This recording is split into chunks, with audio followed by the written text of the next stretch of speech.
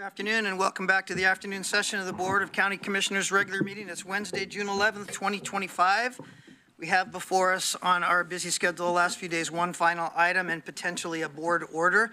Under item 15, our commissioner's business, which is a work session and an interview of the candidate for Lane County Sheriff. I want to first welcome all the staff that's around the table, my colleagues and those in the audience. Thank you for participating and coming, and also Acting Sheriff Carl E. Wilkerson. Thank you for being here as well, sir. I'd like to read an introductory statement before we go on, and I want to read this now, please. Basically, I want to thank you all for joining us here in Harris Hall and online, for those that are joining us online. This afternoon, the board will conduct an interview for the appointment of sheriff. I'd like to start with a reminder of how we arrived here today. Former Sheriff Cliff Harold announced his retirement on May 1st and officially left his post on May 16th. When an elected sheriff leaves office during term, the board has three options: do nothing and defer to the state statute placing the second in command in the role of sheriff for the remainder of the term, or two, appoint someone to fill the role of sheriff without opening up the process to applicants, or three, hold an open application period followed by public interviews and a successive appointment. The board chose option three in order to provide the most transparent and open process for our community. Applications were accepted between May 16th and May 27th. According to a combination of state statute and Lane County Charter, to be considered for sheriff, an applicant must meet these following criteria. He or she must be 21 years of age or older, must be a legal Oregon voter, be a resident of Lane County for at least 2 years immediately preceding the beginning of the term in office, have at least 4 years experience as a full-time law enforcement officer, or at least 2 years experience as a full-time law enforcement officer with at least 2 years of post-high school education. They must also have or be eligible to obtain a police certification from the Oregon Department of Public Safety Standards and Training. We received, the county, a total of 3 applicants, but 2 of the applicants did not meet the residency requirement and were not considered further. One applicant, Carl Wilkerson, met all of the requirements and subsequently will be interviewed today. The person appointed will serve as Lane County Sheriff through 2026. To remain in office, the appointee must run for election in 2026. The person elected in 2026 would then serve the traditional 4-year term beginning in 2027. So the outline of today, this is what we're going to do. The interview will begin momentarily. We will have our Chief Human Resources Officer come up and add some final questions or comments. But once the board is finished asking a set of questions that we have before us, we will deliberate in public session. If commissioners are able to come to a majority agreement today regarding the candidate, Carl Wilkerson, the board has the authority to appoint the next sheriff today. At the conclusion of the interview, deliberation, and potential decision, we will clear the room in order to set up for a 3 p.m. swearing-in ceremony. The doors for the swearing-in ceremony will be opened again at 2:45, and it's open to the public, and everyone here is welcome to attend. I would like to quickly address some of the questions asked about the timing of the ceremony. Why is today? We scheduled the ceremony for this afternoon for 3 reasons. 1, the presiding judge is very busy and can be difficult to schedule on short notice. Typically, the swearing-ins happen at our annual State of the County address and are more than a month in advance scheduled to ensure that we have a judge available. Leaving the ceremony unscheduled until after the board votes on an appointment would likely have pushed the swearing out several weeks. It's important that once the board makes a decision, the sheriff's office can move efficiently and timely under its new leadership. When the swearing-in is scheduled, we did not know how many candidates would apply to be interviewed, but we did know they would all be available on this particular day. We also see the benefit in having the swearing-in pre-scheduled on the same day as the board decision so that it's easier for people who have been following and invested in this process see it through to the end. So just as a general reminder, as we go through these proceedings, I want to thank you all again for coming here today. It's important that the community members participate in these processes and that your advocacy over the past 6 weeks is much appreciated by myself and all of my board members. We especially appreciate those who were here yesterday to participate in public comment and made the time again to be here today. In order to ensure everyone, including those watching online, can adequately hear the interview, we ask you for your continued courtesy of being quiet during the proceedings. So I'd like to call up now our Chief Human Resources Officer, Alana Holmes, with some other additional comments or some things that we need to know further. Welcome, Alana. How are you? Good afternoon, Chair Lovell, Commissioners. I'm doing great. I'm really excited for us to be here and for you all to have this opportunity for a very important decision, both for our workforce and for the communities that we all serve. For me, I just wanted to do a couple of housekeeping items as you all prepare for your interview. One, as you all know in your materials, you have interview questions, and there are a total of 12. So there is also a copy, as is pretty standard for these types of interviews, for the candidate to reference as we go along. Second, when I'm done, I think you all need to decide the order of how you want to do your questions. A lot of times people decide, who's going to start and which way you're going to rotate, and you just keep doing that to the last question. That will be up to you all to determine, just a reminder. And then the last piece for me is a typical reminder for any interview process. We do have the questions that are representative, I think, of the interest to get information today. Even though you have specific questions, if you are interested in finding out more information from one of the answers from the candidate, you certainly can do a follow-up question. It just can't be on a whole different topic that's not part of either the question that was asked or the answer. But feel free, if you need to understand something or you feel like there's something to tease out, you certainly have the opportunity to do that, and I would encourage you to, so that you all can have the best information for what your determination is today. And then last, I would just ask if you have any questions of me before I remove myself from this chair. To the board. All right, thank you. Well done. Thank you, Ms. Holmes. At this time,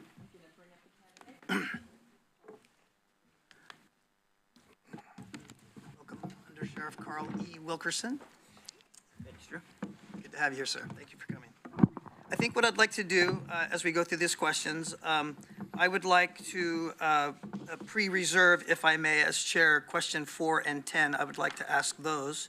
But I think as I would like to start maybe to my right, I would invite our commissioner colleagues to either go in order or select any question they want to ask first. I'm not advocating that we go in order, but if you want to ask a question specifically and you feel it's your turn, I would encourage you to do that. So without ado, let's go to my right as first to my colleague, Commissioner Trieger. Welcome. Ask a question that you like. All right. Thank you, Chair. Welcome. Thank you for being here. Thank you for applying for the position and for your years of service thus far.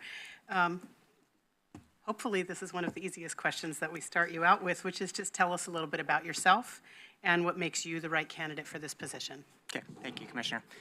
First, I'd like to say thank you for the opportunity to be here today. I hope that everybody recognizes that I also recognize that this is a very important position. Sheriff is elected for a reason. In fact, it is the only law enforcement officer in the state who is an elected position, so I support the process being an open and public process. And I think that the people deserve to hear my answers to the questions. So thank you for allowing me this opportunity. Well, let's go way back. I actually moved to Lane County in 1979. I am a California transplant, but a very young one when it happened. And I have lived in this community ever since. This is a very special place to me. I grew up in Cresswell, and I continue to live in a multi-generational property in Cresswell with my wife's family. I grew up, we'll just say, in some pretty humble surroundings, and the fact that though I had very supportive and loving, nurturing parents, financially we had our struggles, to include the verge of homelessness on multiple occasions. It was not lost on me that there were times that the food on our table was provided by the local food bank at the church. So during that time, though, what was instilled in me is the idea of service. And that started in our church, and it moved on into my time of being in Boy Scouts, on into my Eagle project, where I actually reconstructed the food bank in Cresswell. There happens to be a story that's probably familiar to you, and that there was a young man who was once sheriff who met a deputy at a gas station. That was Sheriff Harold. I happened to actually work at the same gas station with Sheriff Harold when all that was occurring, and it really spiked my interest in what he was doing and the idea of continuing to serve our community. So I followed his mentorship and joined the Lane County Explorer Post, the Lane County Sheriff's Office Explorer Post, after I graduated from high school. And I will say that the rest is kind of history. I have been in love with this office and this community ever since. I first began my employment with the Lane County Sheriff's Office in 1994 as a boat aide or a boat cadet, where it was a paid position to help the Marine Patrol Unit in water safety. And I was fortunate enough to attend the Reserve Academy being sponsored by the Lane County Sheriff's Office, and was sworn in as a reserve deputy in 1996. Shortly thereafter, I was hired by the first of 6 sheriffs that I've worked for, Sheriff McManus, as a deputy, and I was assigned to the Corrections Division.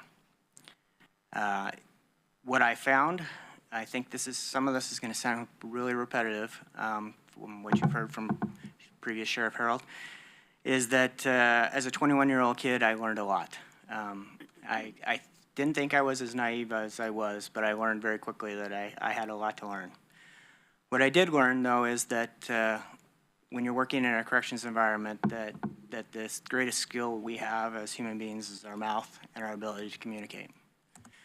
I worked in the jail for approximately 4 years, till when I was ultimately transferred to the Police Services Division, where I have worked a variety of assignments to include our our AIC, court transport, and court security, main office patrol.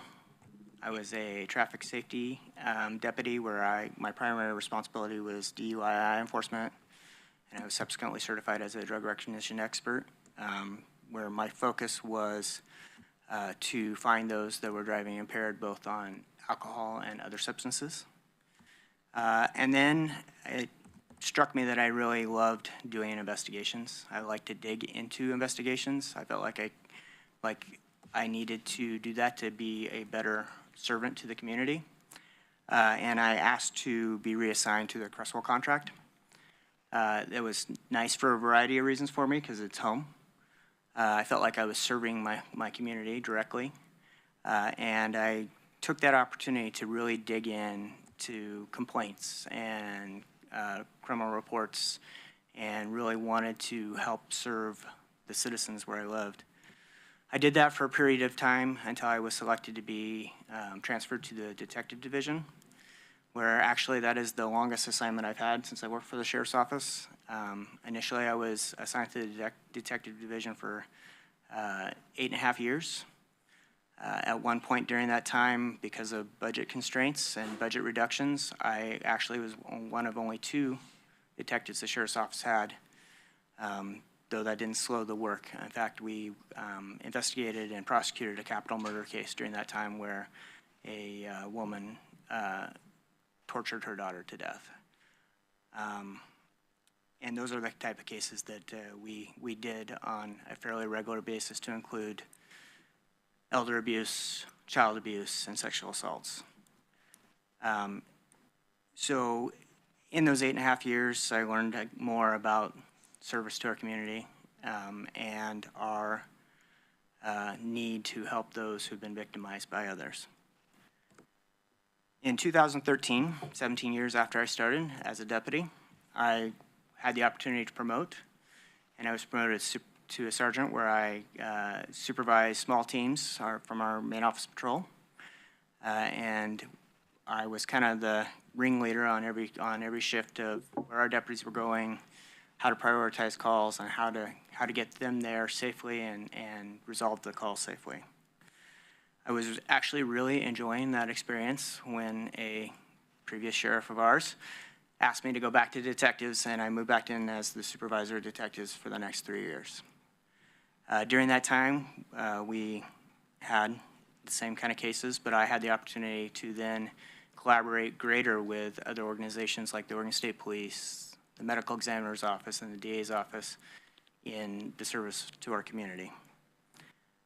One additional assignment that I had during that time was I was the co-lead or the co-supervisor on the interagency deadly physical force team, which really taught me and helped me develop partnerships with our law enforcement agencies in the area, which I will say that the Sheriff's Office has to have, because we are just so under-resourced that we depend on our partnerships, and we have phenomenal partnerships with all of our local law enforcement.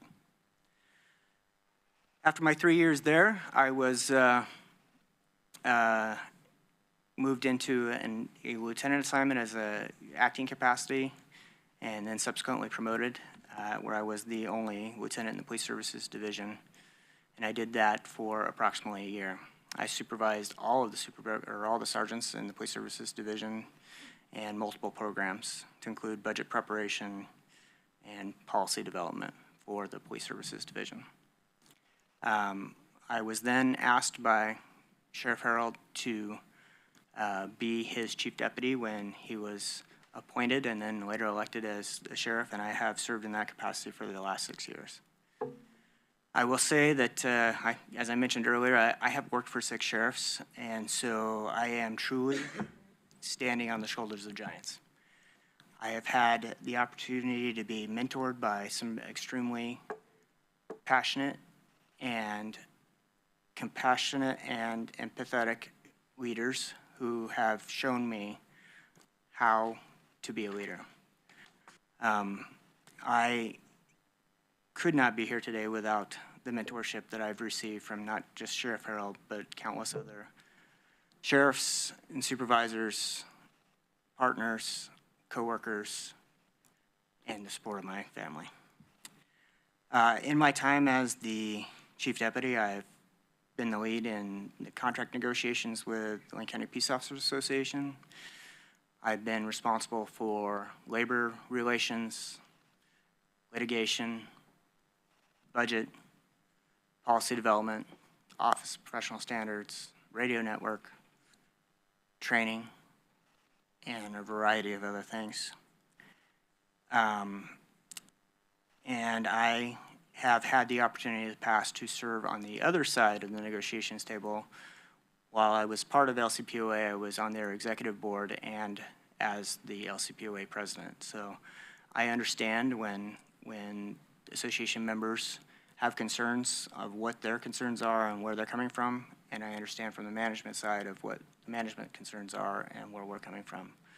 I'm proud to say that I have an excellent relationship with the members of the LCPOA board, and we've had very, very few grievances since I have been in my position, because we find ways to resolve situations at the lowest level through good communications and partnership.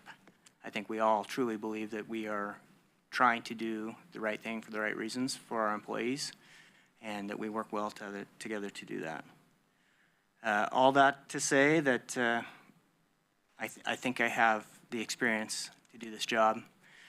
I have been a line level employee for 17 years here, or more if you count my time prior to being sworn in as a deputy, and 12 years of supervisor and managerial experience. So, thank you, Commissioner. Great, thank you. Commissioner Farr, please. Thank you. That's a long history, Chief, Acting Sheriff Wilkerson. When were you Marine Patrol as a volunteer? When was that? It was actually a paid position, but 94, 95, summers Yeah. up. Yeah, I think I have you to thank for something. I think you inspected my boat on Fern Ridge one day and taught me a few lessons that day. Thank you. Good work. I've chosen this question, Chief. How would you demonstrate your commitment to upholding the Oregon Sanctuary Promise Act? Additionally, How would you lead the department in ways that affirm and support transgender individuals both in the community and in the workforce? Thank you, Commissioner. I think I'm going to take those as kind of a two-part question. Today, before I came in here, I was prepared to answer this question, and I thought it would be most appropriate to share some information with you about what I've already sworn to and signed. This is from the Oregon Criminal Justice Code of Ethics. I'm not going to read it all to you because nobody likes to be read to, but I think this first paragraph kind of helps start the conversation out. As a criminal justice officer, my fundamental duty is to serve mankind, to safeguard lives and property, to protect all persons against deception, the weak against oppression or intimidation, the peaceful against violence and disorder, and to respect the constitutional rights of all people to liberty, equality, and justice. I think I've already sworn an oath that says that I will follow the law. The Sheriff's Office has demonstrated that we will follow the law, and Oregon law requires that we, as local law enforcement, Sheriff's Office specifically, have a legal and statutory requirement not to participate in immigration enforcement or share information with immigration enforcement or anybody who's doing that kind of work, and that we have been following that law, which I will continue to follow the law. It's my job, if I'm appointed a sheriff today, to make sure that our organization serves the law, or serves the people, and enforces the laws in an unbiased and empathetic, compassionate manner, and that's how I plan to do so. Just to give you a little bit of background on what has happened in this regard, we are required to report any contacts that we have with ICE, whether they're requesting information or partnership, and I pulled up the last few years. We had 0 contacts from ICE in 2022, 1 in 23, 0 in 24, and so far 8 in 25. Each of those contacts, we've said, hey, I'm sorry, but we can't help you. And then we immediately, as the law requires, report to the state that the contact was made. Additionally, I think it would be appropriate to share as that the county has an additional language associated to this topic. What I would be asked to swear to later if you choose to appoint me. And that is something I'm going to read to you again. I do solemnly swear that I will carry out the duties of the office to the best of my ability. I will support the Constitution of the United States and the Constitution of the State of Oregon and the Charter of Lane County and the laws thereof, and I will faithfully and honorably conduct myself in the office of the sheriff for which I have been appointed, so help me God. I have several bodies of work that I have to follow, and it is my intention to continue to follow the law as I have done so for the last 29 years. The second part of that question is that I want to tell you my personal ethos, and it is plagiarized, so I will give credit to Churchill. And that is, I believe that we should treat other people the way we want to be treated. We should do the right thing for the right reasons. We should do our best. And I throw in a little extra that Churchill didn't have, which is I think we should have fun. So my personal ethos is, it doesn't matter who the person we're dealing with is, they should be treated and afforded the same rights and courtesies that everybody else is. In that regard, what we've been doing currently at the jail is we've formed an MDT, or a multidisciplinary team, consisting of security staff, mental health staff, and a consultant when we have transgender folks who come into custody, so that we can make a case plan for them, a management plan, so that we can take care of them to the best of our abilities, as is our requirement for people who are under our care. I will tell you that not always do we always agree on how that case management should work, but we do have some constraints based on law. And to further that process, I've actually, prior to Sheriff Harold's retirement announcement, had already reached out to County Council and said, hey, what can we do to make sure that we are operating industry best practices in running the jail.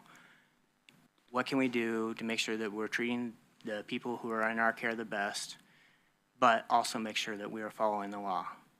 We have plans to continue that conversation because there are some restrictions based on case law about searches and where people can be housed and how they can be housed.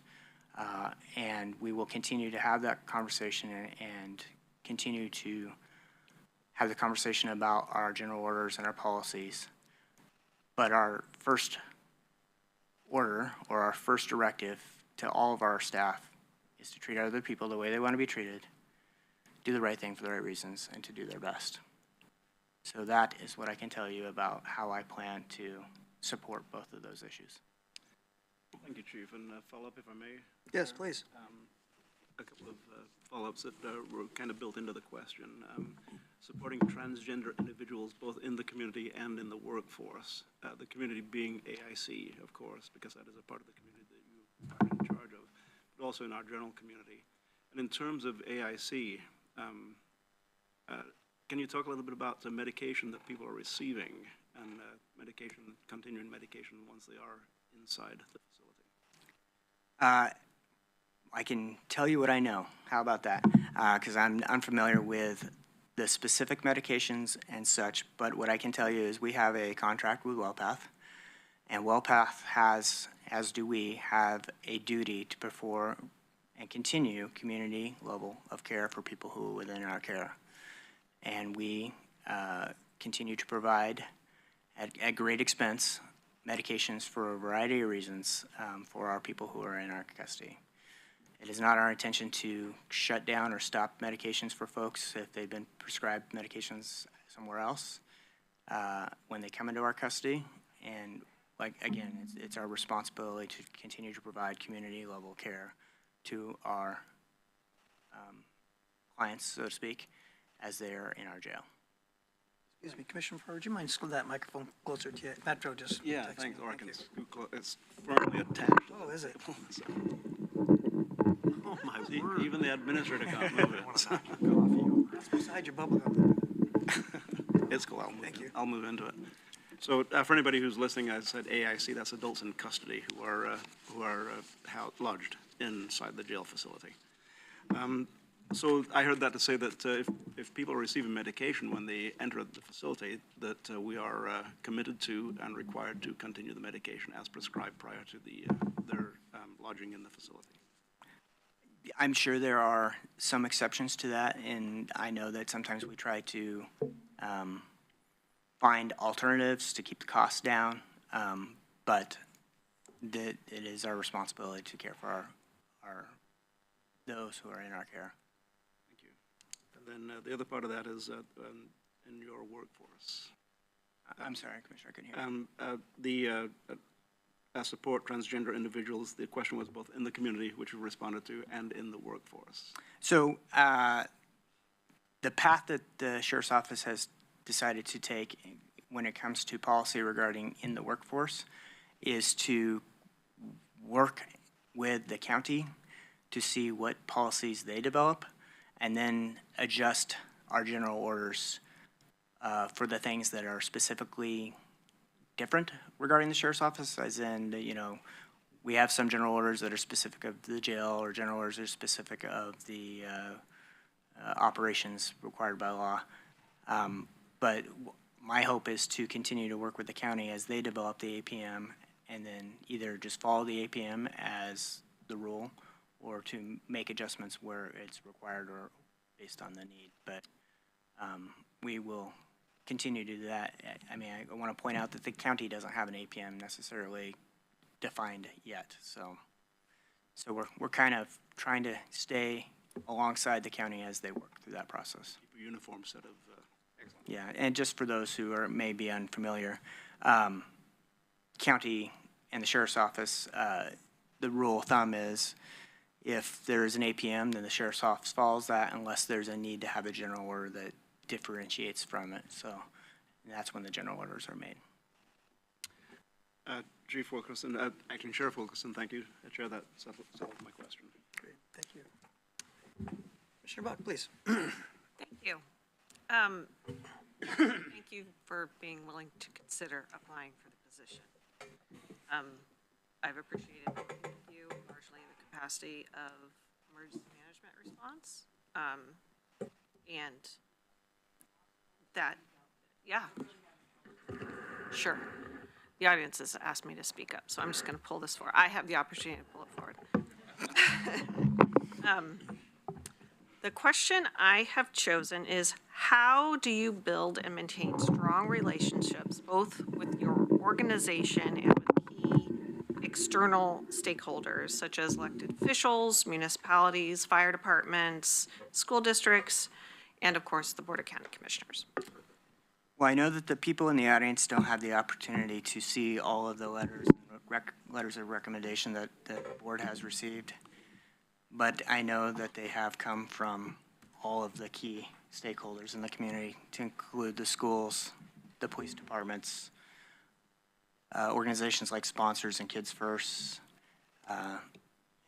And I think that is just evident that we at the Sheriff's Office, not I, we at the Sheriff's Office have very good relationships with our partners. Honestly, I feel like I'm plagiarizing Sheriff Harold, but there's a statement that the Oregon State Sheriff's Association uses as kind of our founding rule, and that our relationships are primary and everything else is secondary. And that is basically how I've gone through my career.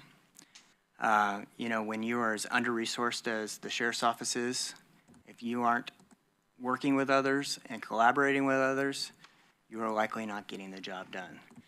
So I believe that being humble and being gracious and being willing to ask others and other organizations for help is the beginning of developing those relationships.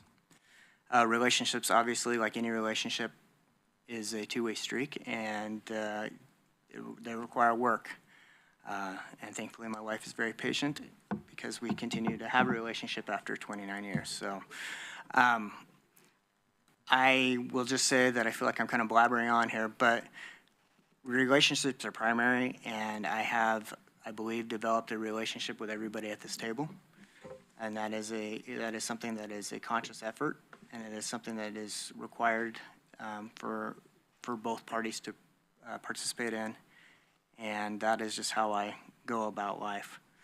I will tell you that internally, and I do not say this lightly, internally at the Sheriff's Office, it is all about relationships. The Sheriff's Office is my family, quite literally, actually. I have family members who work at the Sheriff's Office, and everything is about our relationship. Everything is about holding each other accountable. Everything is about taking care of each other and doing our best to serve the community. Which, by the way, I could not be more proud of the men and the women who serve our community. And they do that because they have an internal drive to serve. They do that because they care about the community. And that's what this is. This is our community, and we are happy to serve here. So we want to have the relationships with elected officials, other organizations, and the citizens who live here. Thank you. Vice Chair. Yes, Chief Deputy Under Sheriff Carly Wilkerson. It is my pleasure to ask you the next question. Lane County emphasizes 3 core behaviors: focused on solutions, driven to connect, and passion to serve. Choose one and share how you would exemplify it in your role here. Well, I think that I could probably give long examples for each of the core values at the county. However, I will focus on passion to serve. I just kind of hit on that to some degree in the fact that the Sheriff's Office is just entirely too lean. We have cut the fat, and we are cutting muscle, and we are cutting tendon, and people do what they can to serve the citizens of this community as best they can with the resources we have. As you are all aware, we live in a state that's about as big as Connecticut, And our patrol force is generally, a minimum of 3 deputies and a supervisor. And frankly, our staff is just working their tails off. They work super, super hard, and it's only because they have an internal drive to serve this community. I have that drive for this community because I love this community. Service has been something that's been important to me my entire life. As I mentioned, we began getting that instilled in me by my parents when I was a young person in church.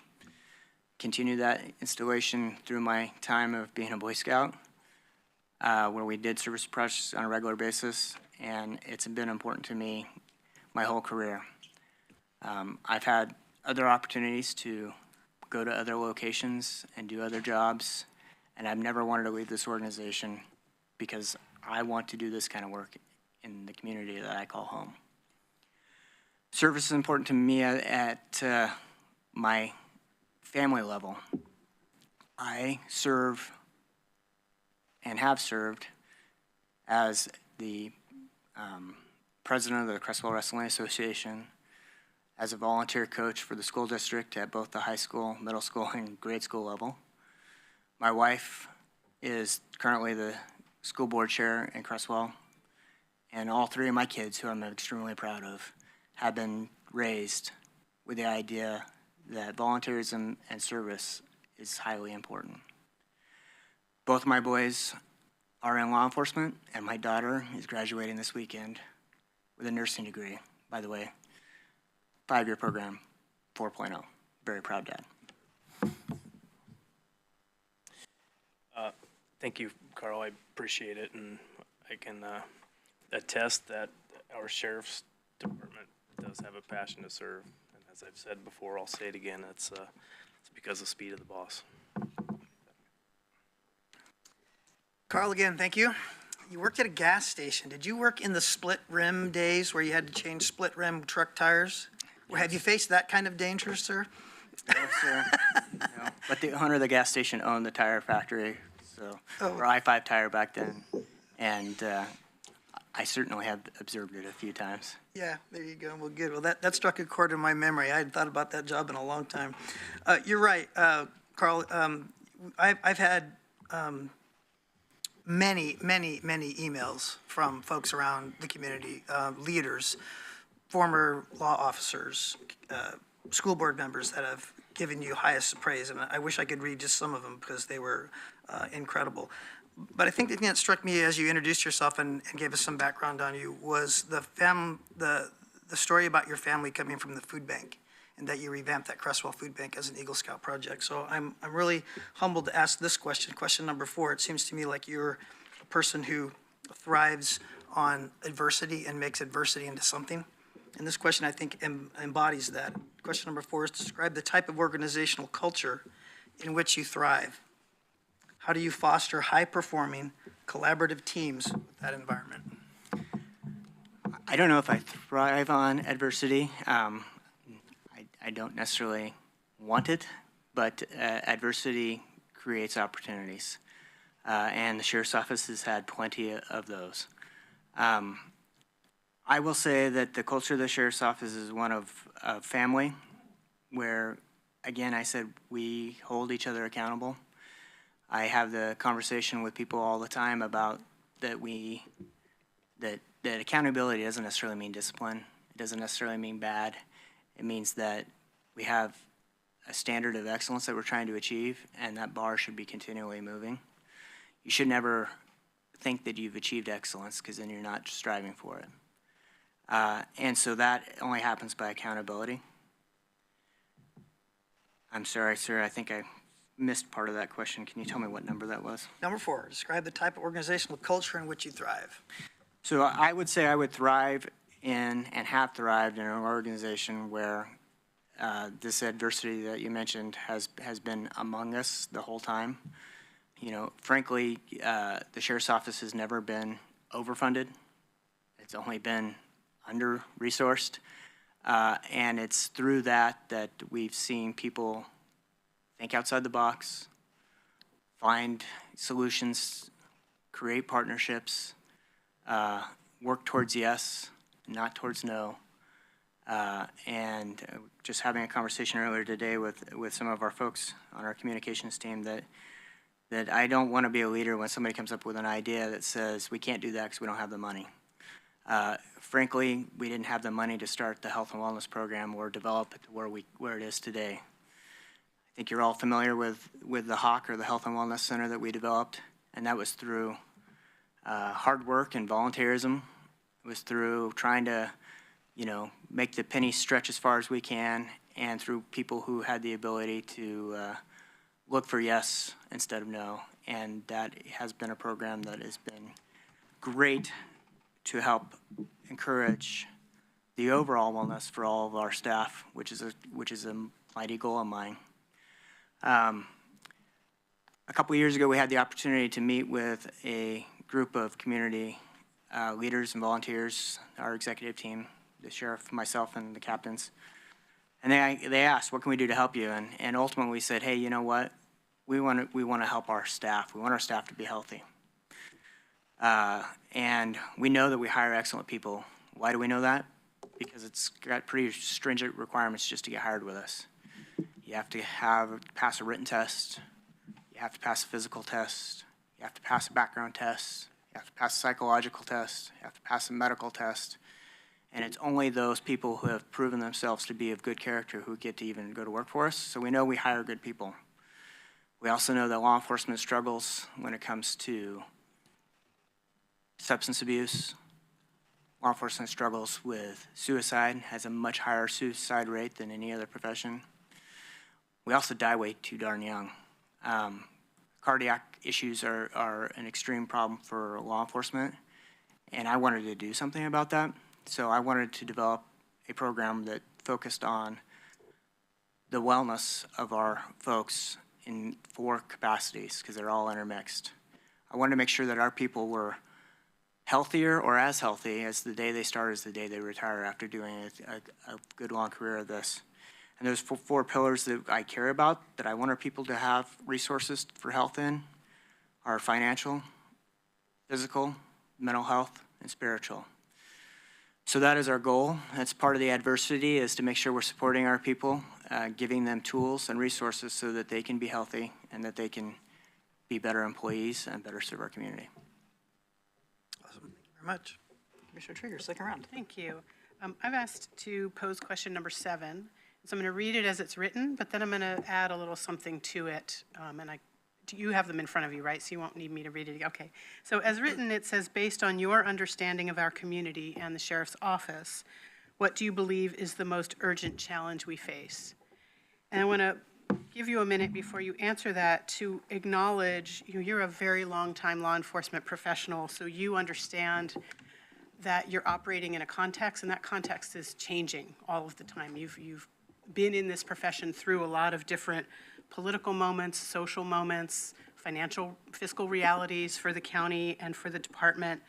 I know Sheriff Harold and I both ran in 2020 when there was a lot of very important and necessary elevated community conversation around race relations, particularly as it relates to law enforcement and Black folks and the historical challenges therein. And right now we're in a particular context where we have community coming to us, as you've been listening, and as we have questions here that specifically outline that there are certain communities that have faced historical injustice and are feeling and are legitimately, particularly under threat, and that threat can sometimes come from law enforcement, but they also really need the protection of law enforcement. And so I wanted to ask you this question about your understanding of the community, what you believe is the most urgent challenge. It may not be this current moment in time and these unique issues that have been coming before us regularly, but I would love to give you the chance to answer this question and address maybe your understanding of why community is bringing these issues forward at this time, and what that's like to be in law enforcement and how you respond as a law enforcement officer to these very specific and very real threats. Okay, thank you, Commissioner. I think we have a lot of challenges. I will start off with the question as you proposed it. And that is, I understand and appreciate that there are a variety of communities within our greater community that feel vulnerable, and a lot of times I feel like that is ignorance, and not in the negative way, but just not understanding the roles of law enforcement or the roles of various law enforcements. You know, I've been around the sheriff's office for over 30 years, and I've never seen the sheriff's office participate in any kind of immigration raid. I actually remember them as a kid happening at the chicken plant next to the high school where I went. And there were, you know, deputies not associated there. So I think that there is some ignorance in the role of who does what, but I also appreciate and am empathetic to the idea that is because of a lack of knowledge. I am only responsible for the sheriff's office and the communications that we have with our communities. I can assure our communities that I would love to be as much a part of their communities as I can be, and our staff can be. We have a variety of employees from a lot of different backgrounds. To include some of the groups that I know are feeling vulnerable currently at this time. And specifically that, you know, the sheriff is very unique in the fact that the sheriff is 100% directly accountable to the people. You have a moment in time right now where you get to appoint the sheriff, but ultimately that accountability will go back to the people when people are running for the office of sheriff, which I intend to do.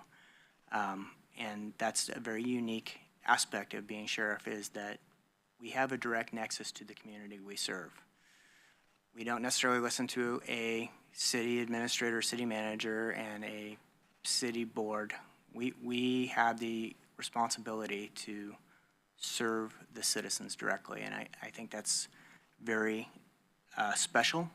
I also think that creates a relationship between the sheriff and his deputies, or her deputies, with the community that other police departments don't have. You know, Sheriff Harold used to like to talk about the fact that there is that connection, direct connection to the citizens of Lane County, because we're constitutionally required. We're the only elected law enforcement officer in the county. A city can choose, based on city charter and a job description, to have a police officer who does X duties, but we have constitutional requirements to, you know, keep the peace, protect the citizens, and that's a very direct connection to our citizens. So getting back to where I started on this is that it is my hope to continue to work with the communities to provide education about what it is that we do, what it is our responsibilities are, and how we can best serve them. In that, I believe that will help create relationships, trust, and hopefully a feeling of safety. The other challenges the sheriff's office have, which I think is important to address, is that I think we have several, and it's not because of a lack of leadership previously to me. I just know that they're there, and that is, we are under-resourced. We should not be having, we owe our citizens more than what we're providing them at the patrol level. We should have a patrol force that at least can adequately respond to domestic violence calls or assault calls in a timely manner. We have a jail levy that we are dependent upon to keep the people in custody who need to be kept in custody, and which, by the way, isn't determined by the sheriff, but determined by the courts. We don't get to choose who comes to jail. We just get to choose. We just get to choose how we take care of them, and that is based on an entity that is outside of our control. And frankly, something that means a lot to me is one of the challenges that we have is that we're working our people way too hard, and we are not taking care of them the way we need to, nor are we taking care of the citizens the way we need to because of our under-resourced staff. And you're all aware that we recently lost several people to another local agency. And what was commented on during that time period was, hey, look, I can make more money and do a heck of a lot less work. And, you know, we can work on the money side of it through contract negotiations and such, but without providing more deputies, that's not going to change. They're right. They're going to work a heck of a lot harder going from call to call to call to call, or dealing with people in our corrections environment who shouldn't be in there in the first place because of mental illness or other factors. And quite literally, we have staff who are getting bit, feces thrown on them, urine thrown on them, and being treated in a manner that nobody here would find acceptable. However, our staff find a way to do that in an empathetic and courageous manner. And I'll just say it as many times as I can. I could not be more proud of the men and women who serve this community under this uniform. Commissioner Ford. Acting Sheriff Wilkerson, we run a jail. You don't say. So I'd like you to describe your experience managing and working inside of the jail. We know this. The people who are in the jail, you don't choose who comes there. They're sent to you by the courts. You don't have a decision as to who stays there, who is there. But we do know this. We do know that a high percentage of the people who are sentenced to time in the jail are suffering from behavioral health issues. Maybe the number's as high as 70%. I've heard numbers up to 70% of the population who are sentenced to the jail, not by your choice, are suffering from behavioral health issues. Can you talk about how do you treat adults in custody with dignity and respect while you're maintaining safety and accountability inside of that population? Yes, thank you for the softball. I first want to say, again, I'm going to say it again, I could be more proud of what we are doing and how we are spending this community's dollars to care for those people who are in our care. It's not lost on me that the community has put faith in us and continually passed a levy that funds the jail, and we owe them to provide the best service that we can while doing that.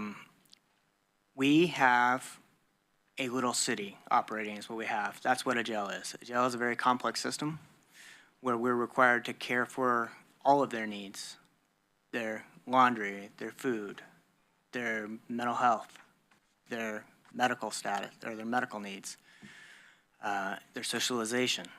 So it's a little city, and it's an important little city because these people don't have any other choice but to be there because they've been remanded to be there, or they're waiting their trial and have been told by the courts that they're going to stay there. What we do is pretty exceptional at the jail. We've had some great leaders throughout time, to include Sheriff Harold, Captain Riley, Captain Buchwald, currently Captain Rice, who have been the leaders in our correctional facility, who have been beyond progressive and beyond leading the charge on how to take care of people. Our contract with WellPath, who provides our medical service, also includes a 5-person mental health team who care for the needs, both medically and for the mental health needs of our people that we are required to care for. They do it empathetically, they do it compassionately, and they too have an internal drive to serve, because that is not the easiest place to provide mental health services or medical services. And we continue to, again, try to do the outside of the box thinking, what can we do to improve? What can we do with the dollars we have? One of the things that we do inside the jail is that we staff those people, again, another multidisciplinary team, where our mental health staff, our security staff, our mental health sergeant, and our medical staff come together and case assess and case manage those folks who are there. Because you are correct, we have a significant amount of people who are in our population at the jail who have a mental health diagnosis. And costs a lot of money each month to continue their medical care and provide them the prescriptions they need, but we will continue to do that because that's the right thing to do. I have to say, though, that, you know, things are a lot different now than they were when I worked there. I don't want to say that I was unprofessional in any means, but I can tell you that the folks who do this job now are a heck of a lot better than I was. I am so impressed to watch as people come in to our jail. I'm so impressed to watch how they treat them, how they slowly and methodically de-escalate them and work with them to fulfill their actual, you know, humanitarian needs. And I am just amazed at how patient some of our folks are when they're literally, you know, being told they're everything but a nice person. And they're compassionate and they're patient as they deal with that. One of the things that I find special about our jail is part of our medical contract with the jail is that every person who comes into our care receives an assessment upon book-in, and then they get their continued care. Part of that assessment is both for their mental health needs and for their immediate medical needs. And if they don't measure up, so to speak, if we need them to have a greater level of care than what we can provide them, then we refer them to get that care before we take care of them. So, yes, Lane County has a significant mental health population within our jail. I can tell you that I am on the Crisis System Steering Committee. I have been actively working and encouraging other programs, which I would like to see in the future, to have a off-ramp for those folks who don't necessarily need to be in our jail, who are in our jail because of, you know, public disorder laws and such. That's not to say that there aren't people who absolutely should be there while they await their pending charges. But there are definitely those who I feel like we could serve better in another system, and I support doing that in the future, and we'll continue that work to get us that direction. Thank you. And a short follow-up. We work with the physical and mental health and the dignity of the people while they're in custody.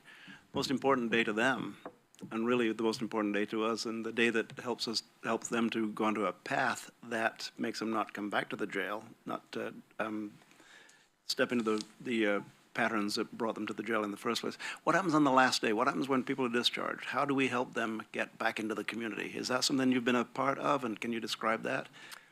I can tell you that I am happy to report that we do our best there. As I mentioned earlier, that we don't control who is in jail, nor do we control when they leave jail. So we have a mental health sergeant and a mental health team who does their best to try to do a warm handoff when we can to other resources, other agency partners. But if somebody pays their security and the court says release them from jail, and that is at 10 o'clock at night, or if the court says release this person, we're not filing charges on them, or the DA's office not filing charges on them, we have no ability to keep them there. In fact, it would be a violation of their constitutional rights to try to do so. But we do our best to work with our community partners to allow for a warm handoff, to provide resources. One of the things, this is more on the medical front, but I'm very proud of what we do, is that our medical staff has developed a contract with a pharmacy that's within walking distance of the jail, so that when people are released, they can go and get a supply to continue their medications, to include their mental health medications and such, upon release, so that we can at least hope that the stabilization that we've helped create can continue as they progress along after their incarceration. A key thing you just said is the stabilization that you've helped to provide. Thank you, Carl. Commissioner Buck. Thank you. Slightly different question. question 6, which is, can you share an example of a challenging situation involving a major partner or stakeholder? And how did you navigate it, and what was the result? I think I said earlier that we generally have a pretty darn good working relationship with all of our partners. But I'll describe it like a family. You love your family, but you don't always get along with your family. I think that we sometimes experience that to some degree. I have great friends and great partnerships with people at the city of Eugene, but one thing that I had recently had a conversation about with them is the Lane County Fair. The Lane County Fair is obviously owned by, the grounds are owned by the fair. They have their fair board that decides what happens there.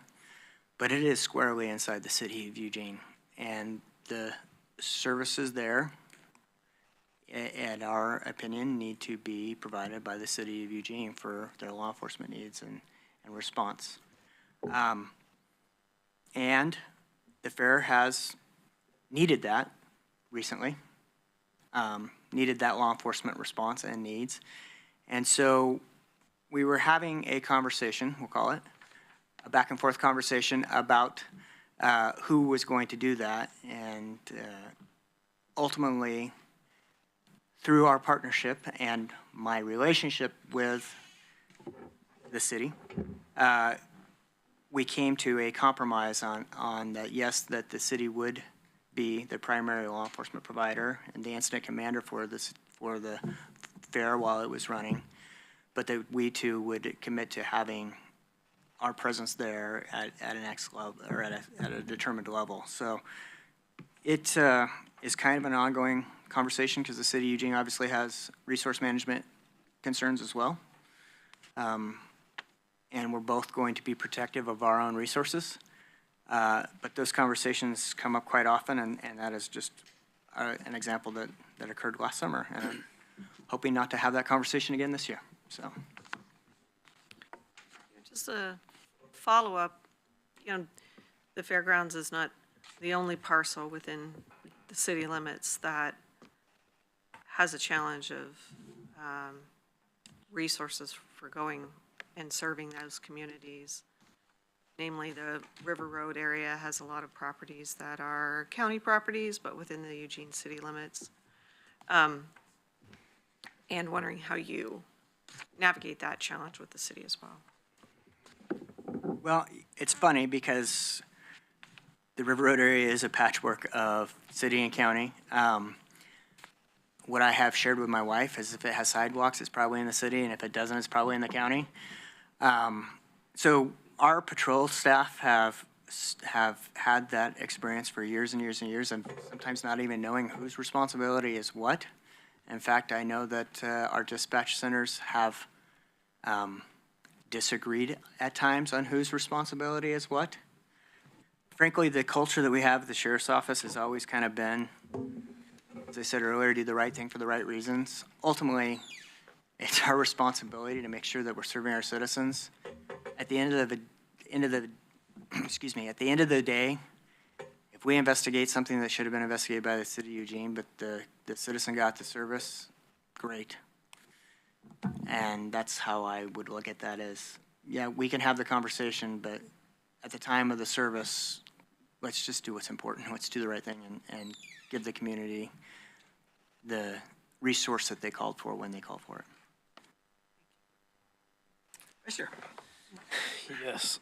How do you typically assess an organization's strengths and weaknesses, and what is your approach to leading meaningful change? Can you tell me what question is? Number 8.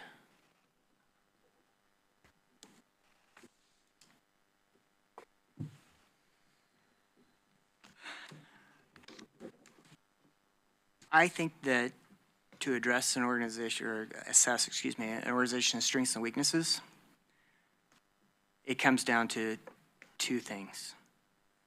You need to talk to those who are doing the work at the line level, and you need to talk to those who are receiving the service.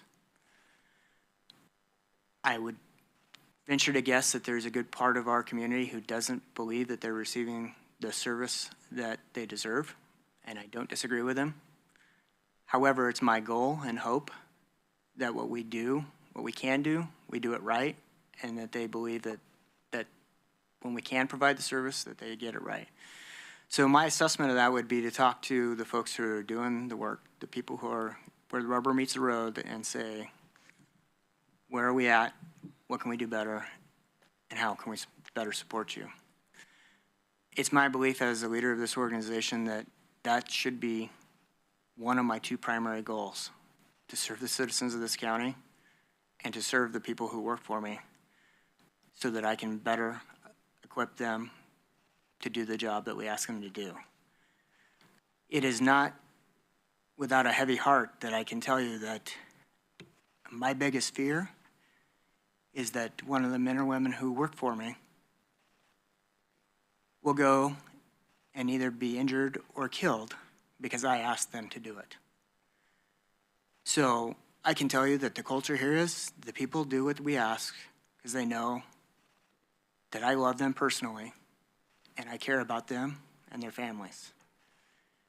So that assessment needs to come from the bottom up, and I hope and believe that I have that support from our staff.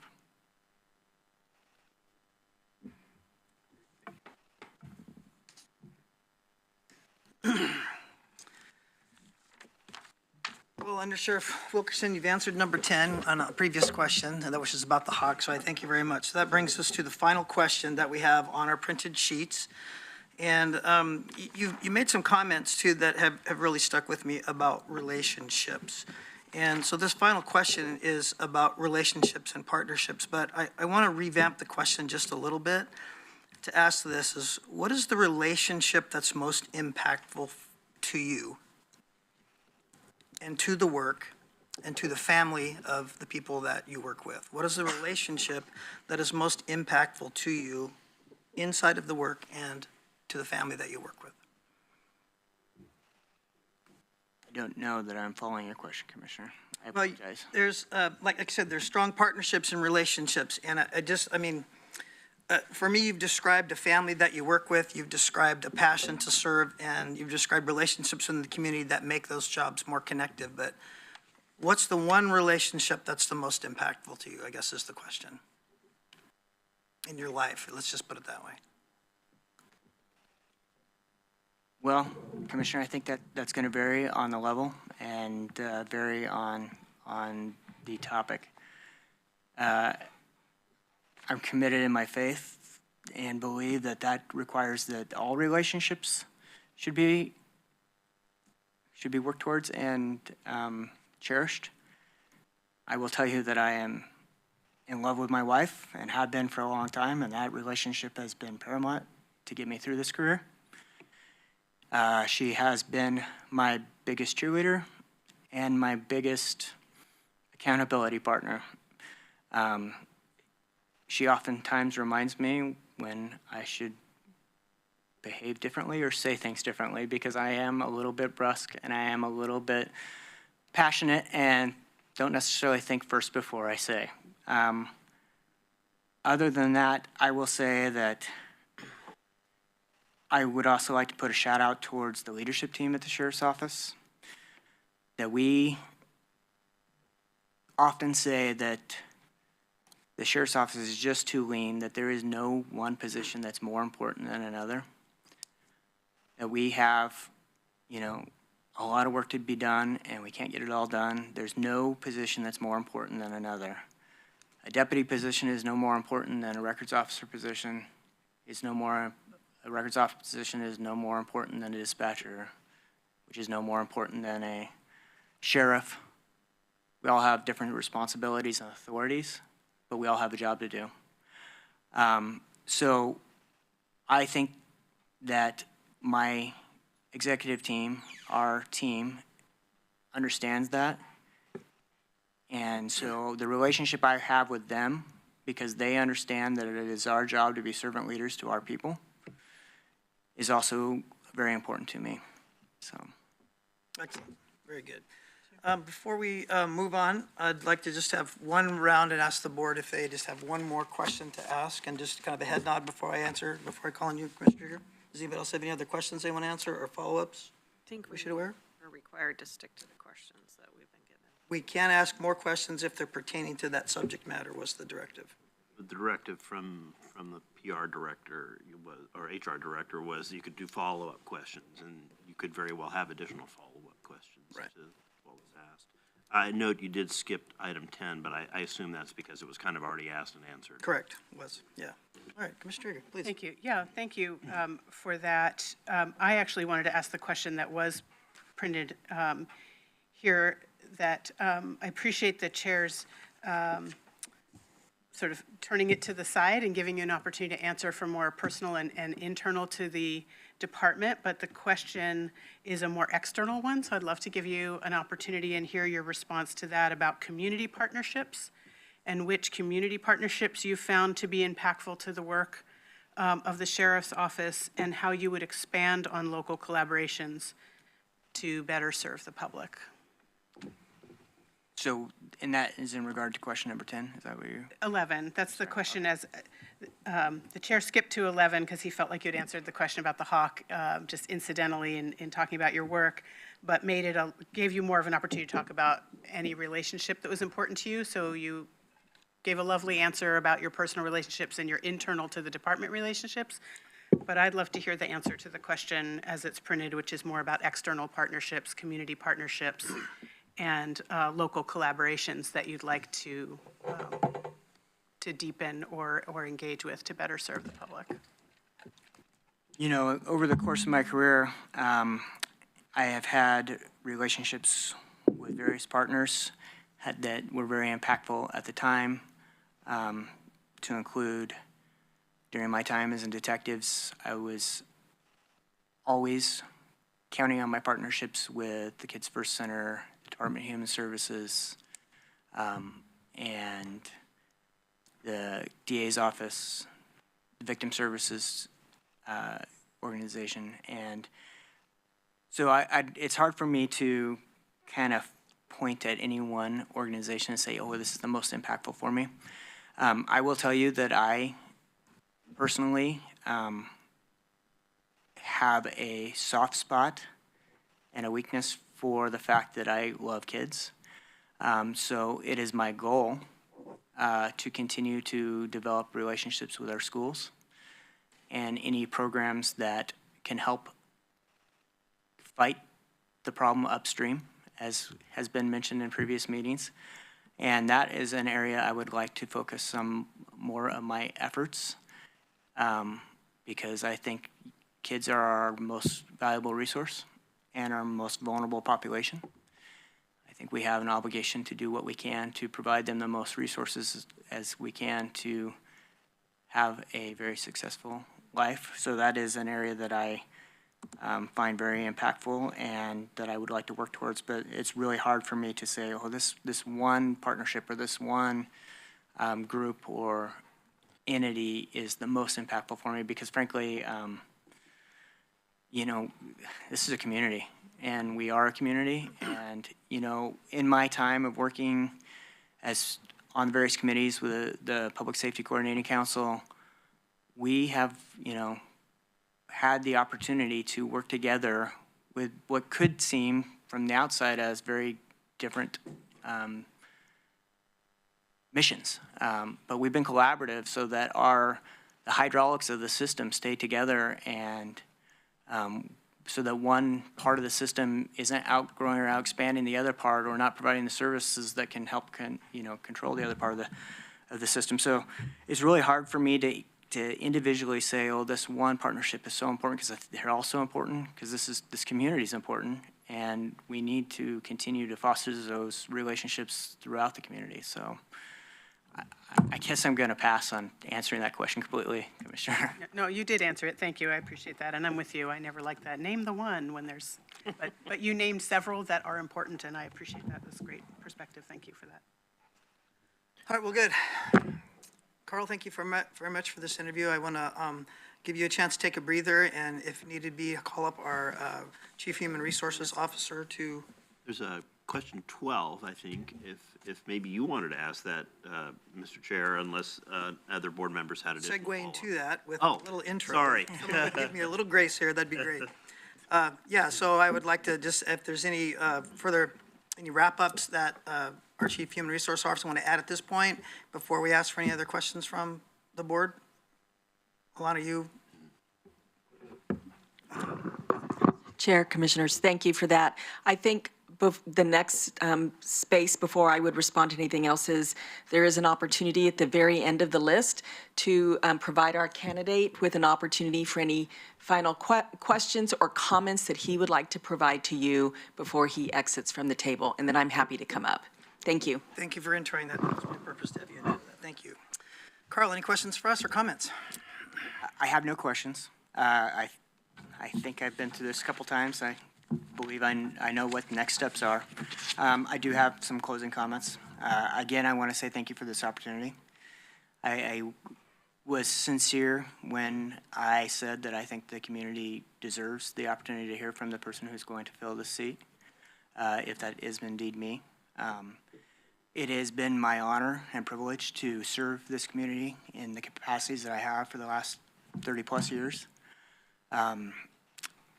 This organization is an amazing organization, and if I get the privilege to continue to serve in the leadership capacity, it would be one of my greatest honors, and I'm humbled just to sit here. So, thank you for the opportunity, and those are my comments. Great. Again, thank you. It looks to me like if there's any other comments that the board wants to bring forward, if not, we'll move on to item B, which is deliberation and possible action on order 2506-1101 in the matter of appointing Carl E. Wilkerson as the Lane County Sheriff. Again, I would like to give our Chief Human Resource Officer a chance to make any comments if she's available again. Thank you, Ms. Owens. Appreciate you very much. Chair, Commissioners, at this time, I think it's just an opportunity for you as the chair to invite feedback as part of your deliberations. And ideally, at the end of that, you all will be able to come to some decision. And depending on where you land, I'll have some other information to provide. Okay, stand by right there if you don't mind. All right, is there any comments or considerations the board wishes to bring forward at this time? Now's the time. Vice Chair. Thank you, Chair. I have had the privilege of working with Chief Deputy Wilkerson at the time in the PSCC for about the last 2.5 years. And Wilkerson truly shows his leadership in those meetings. That is someone that understands the entire system, not just the sheriff's department that he has proven that he knows inside and out, but our key stakeholders like sponsors and parole and probation. And I have watched him during some very, very tough budget meetings move money around to keep certain services open because he knows the impact that has on our community. And, you know, that's a very selfless move when somebody does something like that. And I've watched it multiple times, and that, you know, that shows me the kind of leadership and the kind of leader that Wilkerson would be. Thank you, Vice Chair. Anyone else?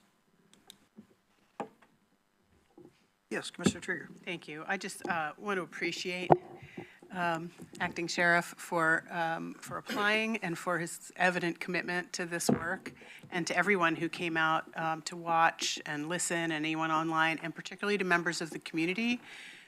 One of the things that is often something I notice is how little the broader community understands the work of county government and how many lives we touch and how critical it is. And I think the applicant actually, in part of his interview, talked about responding to a question about thriving under adversity is less you thrive under it than you welcome it because it's an opportunity to figure out how to do better. And community is under an incredible amount of stress and strain. We're in very high anxiety times. As an organization, we're under a lot of stress and strain, under-resourced, both in the Sheriff's Department and the organization overall. So to have times of adversity be a time that actually can really create people paying greater attention and having more understanding of what is really at stake. And so I want to really appreciate and thank community members for coming out to contribute to this process, to tell us what matters to them and what they're looking for in the next sheriff. Of course, the election is their ultimate opportunity to make that clear, but it really matters that we heard from community members about what matters to them, the kinds of questions we might ask, the letters of recommendation that we received. I read every one of them. Clearly, people are paying attention, and that feels good to know. Again, just appreciate the applicant. This is not only a public process, but like extra, so it's even more public than an election in a way, because it's more structured and you're being recorded. And that is, I would think, one of the first characteristics of a good sheriff is a little bit of grace under pressure. So appreciate the grace you showed today, and just want to thank everyone for participating in the process, and thank our Human Resources Department for acting so quickly to put a process together with a very short timeline. Thank you. Thank you, Chair. Commissioner Buck, please. Yes, thank you. I don't want to have deliberations and speak in a way in which I don't know that you're actually present in the room. So I want to say it is clear that our acting sheriff is highly qualified and has the capacity and has shown the capacity to respond to the community's needs and concerns. Those are ongoing as times change. You know, he's shown the flexibility to be able to meet those needs and not shy away from really difficult conversations, which in this role I'm sure happens on a regular basis. I appreciate your sincerity and authenticity, and not just today in this moment, which you clearly showed, but when, in my experience, working in different situations when nobody's actually watching. And you were able to articulate your weaknesses and your strengths that we all have, and know how to respond appropriately. And the commitment to the community is quite clear. And for me, that's one of the most important aspects of the job, because if you aren't committed to the community, it won't work, and the people will know, and that feedback would be quite negative. But that is not the case.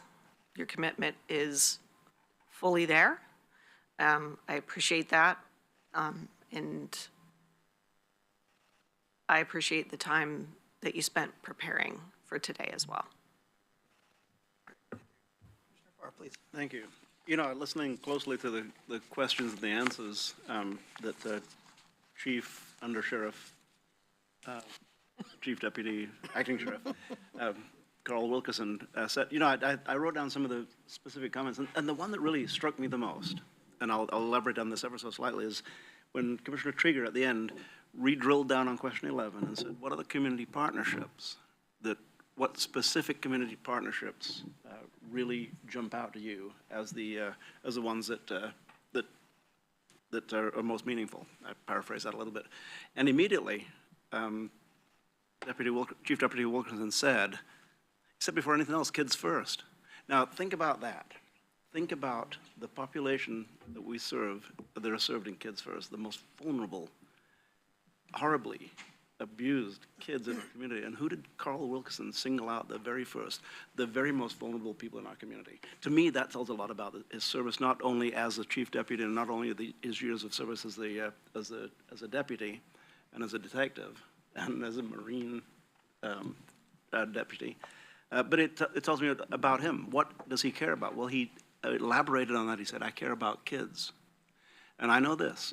Like me, Chief Wilkerson has his home partner was just reelected to the school board for after multiple terms. And that illustrates to me a real caring for the people who are vulnerable in our community. And I think that Sheriff Wilkerson has demonstrated that. I've toured the jail. I see what we're doing in the jail with the very vulnerable people in the jail, the people who have no choices, who eat what we give them. They sleep when we tell them to sleep. I say we as a generality. But to me, Chief Wilkerson has not just demonstrated being a great police officer. He's demonstrated being a great human being who cares for the people that we serve. Thank you very much. I've penned some of your comments too, because there's a lot of things been rattling around in my head about this. And I got an email from Mike Johnson, the superintendent of Crestwell Schools, and some of the comments he made on his email have been in my head for a little over a week now. And I've watched under Sheriff Wilkerson since then, and many of the things he said have been pinpointed and demonstrated in the last few weeks that I've been watching. But he said, Chief Deputy C. Wilkerson leads by example, earning respect, not demanding it. And that line's been mulling around in my head, and especially when Vice Chair said that he noticed that under Sheriff Wilkerson's leadership was one of his highest qualities. And Commissioner Buck said that his commitment to the community was the things that stood out for her. And Commissioner Trieger, you had mentioned that adversity is something that you had covered, but Carl also said in his interview that adversity is opportunity. And I look at that edict, and that's the kind of sheriff I want. I want someone who looks at adversity as opportunity, because we're going to find solutions that maybe we'd never seen before. And Commissioner Farr, when you said kids first, I want to go back to what Mike Johnson, the superintendent, said. He said that, Carl hasn't even mentioned this before, but he coaches wrestling at grade school, middle school, and high school level. And what I remember about being on the wrestling team in middle school was this, is that things can change in an instant. They could be advantageous one moment, and they can flip all of a sudden, and you're on the bottom on the next. And what I appreciate about him being involved with kids learning those perspectives in life, that they have the ability and the strength, and if they learn the technique, can change what happens instantly in a moment into the better, to maybe what looks like something losing into something that is winning. I think that is an exemplary leadership quality that I can get behind every time. And lastly, I want to say this, is the other thing that struck me too about this interview was, Carl, your humility. Never once in this interview process did I ever feel like you were bragging on yourself or trying to hide anything.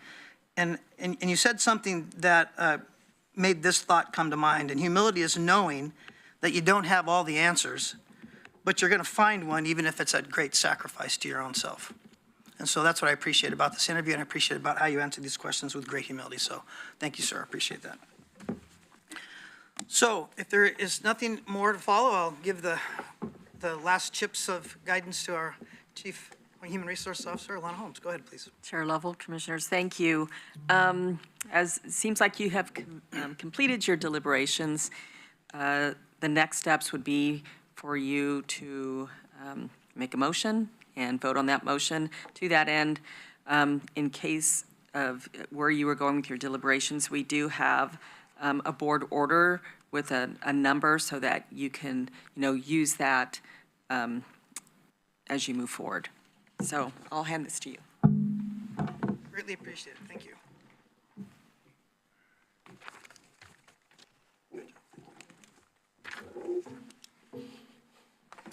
All right, looks to me like we have a consensus among the board. Vice Chair, I'm looking for a motion if you're ready. I see the order. I move to approve Order 250601 in the matter of appointing Carl E. Wilkerson as the Lane County Sheriff effective June 11th, 2025, to perform of the office until the vacancy created by the resignation of Sheriff Harold is filled by election. I'd like to correct that just a second. We missed the 11. 25061101, please. Yeah, I stepped away. Sorry about that. No problem. Move to approve Order 25061101 in the matter of appointing Carl E. Wilkerson as Lane County Sheriff effective June 11th, 2025, to perform the duties of the office until the vacancy created by the resignation of Sheriff Cliff Harold is filled by election. Great, thank you. Do I have a second? Second. Second by Commissioner Buck. Is there any discussion to the motion? Yes, Vice Chair. I just want to say, this is an honor, and I've got pages of notes from working with you, Carl Wilkerson, that he praises on the work you have done and the work that I am certain you will continue to do. Thank you. Would you like me to call the roll, or do you want to just do it by? I think this would be a great idea. Council Bovet, thank you. Let's do a roll call vote on this, please.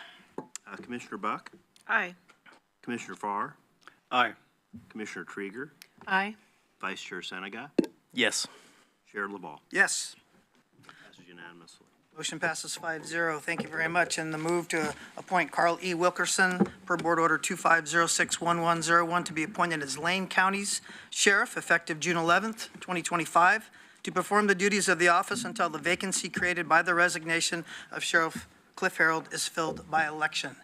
Congratulations, sir, and we are happy and proud to have you as our sheriff.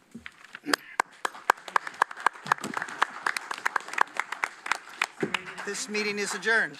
Sheriff, I'm in at 3. The swearing in is at 3? Yes. Swearing in is at 3. We're going to clear the room, reset it, and we'll reopen it at 2:45. This meeting is adjourned. Thank you.